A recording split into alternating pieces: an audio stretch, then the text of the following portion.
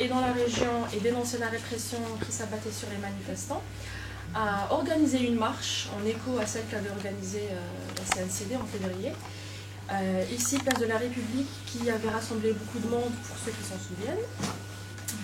Alors aussi le collectif a tenu un rôle important dans la construction de l'intercollectif des mondes arabes qui se compose en plus de l'Algérie, de la Tunisie, du Maroc, Libye, Égypte, Syrie, et qui a soutenu et continue de soutenir les mouvements populaires de la région. Alors par la suite, même si les événements en Algérie n'ont pas pris la même dimension que dans le reste de la région, les membres du collectif ont tout de même souhaité poursuivre le débat et la réflexion autour du changement démocratique en Algérie et des conditions de cette démocratisation.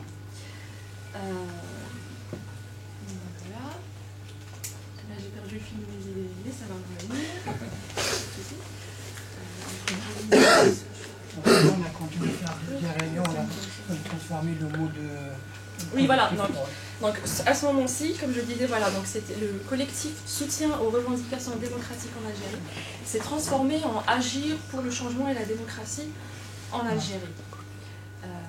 Et puis voilà.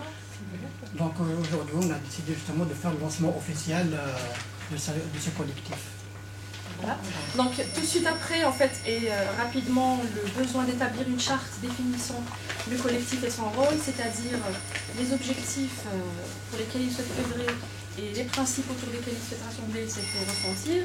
De là, s'est suivi un long travail de discussion et de débat afin d'aboutir à un travail qui a duré pas moins de 8 mois afin de donner naissance à la charte que nous vous avons distribuée.